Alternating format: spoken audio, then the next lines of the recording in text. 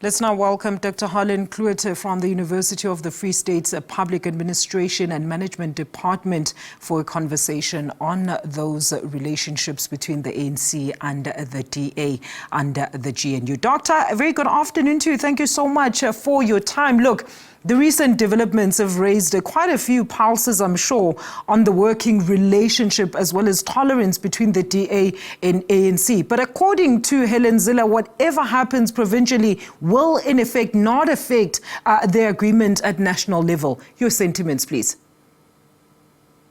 Good afternoon, Alicia, and good afternoon to the viewers. Initially the DA, they were very clear that that the negotiations on the national level would impact the KwaZulu-Natal as well as Gauteng. Now, Gauteng is the economic hub of South Africa, and so I think that the DA would be disappointed that this blanket deal could not be cemented at the provincial level as well, and that they are not represented. I've listened to the interview by Solly, and I think they will be disappointed because, in a way, it feels that the ANC have renegated on the deal. And Doctor, how do you explain a relationship where it's broken down in some parts pertaining to their deal, but we are supposed to believe that they hold a united front at certain parts as well as levels of government? Do you think this is a proper and viable as well as workable relationship? The logical choice would have been for the ANC and the DA, to get together, and I think that was on the cards. If I understand it correctly, because it's 40 plus 1, and this current government they only represent 32, and so I think the government of Panyaza Lesufi, they're in for a very tough time to push through legislation, for example, in the legislature. It would have amounted to more stability.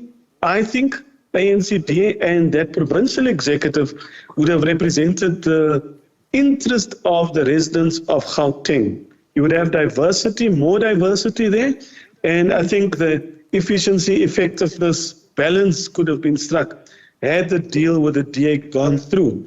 So the DA says that they are very satisfied now to sit in opposition, and I'm sure that they're going to keep the ANC or the new government on its toes. And Doctor, just on that exact point that you made, because there's been a lot of speculation this morning as to whether or not the Gauteng Premier will actually be able to pass any decisions. As you've just mentioned, a lot of people are even saying, how is he going to pass the budget? What's going to happen? Is there going to be a motion of no confidence and he's going to be removed as of course, the Premier? And of course, with the DA now coming out and saying they will be withdrawing their speaker candidate at the Gauteng legislature. What do you foresee coming or happening in the upcoming weeks pertaining to these decisions? Look, it's going to be interesting. These are uncharted waters. I think the DA have made it very clear that they are not comfortable working with the EFF as well as with the MK party. And so they are the majority party in terms of the opposition, so they will probably consolidate that. And it may lead to more instability. To make a coalition work requires work.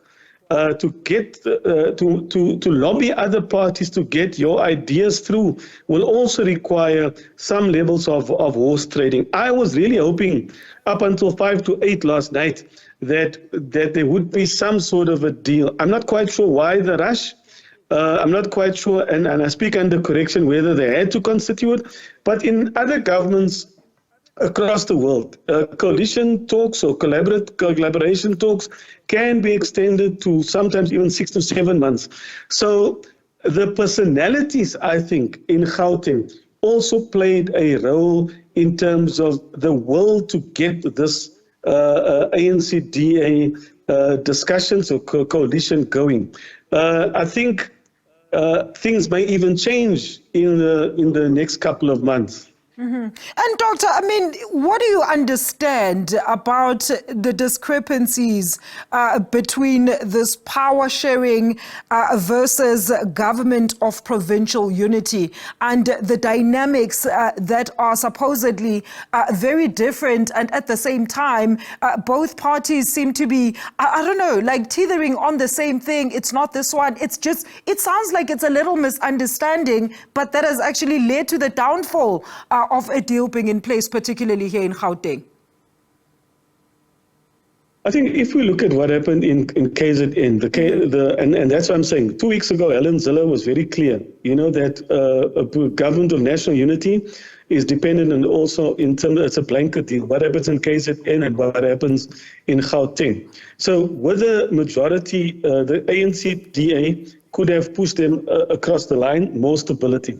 This one is going to be rocky. This one is not going to be easy to manage. So making sure to make this thing work will require a lot of effort and a lot of horse trading with the ANC, with the smaller parties. The relationship between ANC and MK and EFF is also not what it is supposed to do. But they say in politics, you do not have permanent enemies, you only have interest.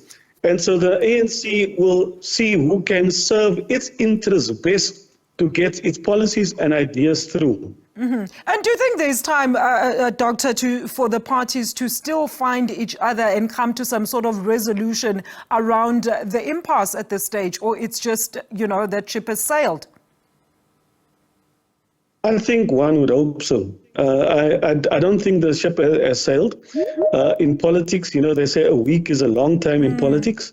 So anything can still happen.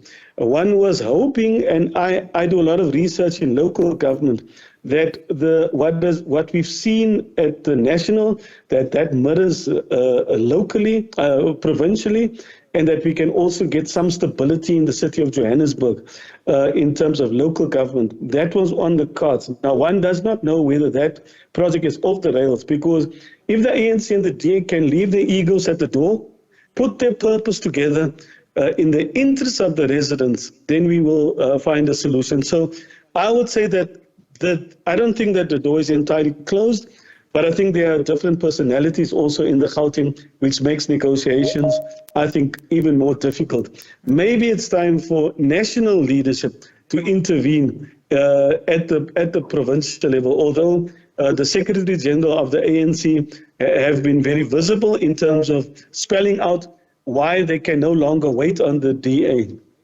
In my view, they should have waited and continued to talk to ensure that you maximize this so-called government of provincial unity, so that mirrors what is happening at the national sphere.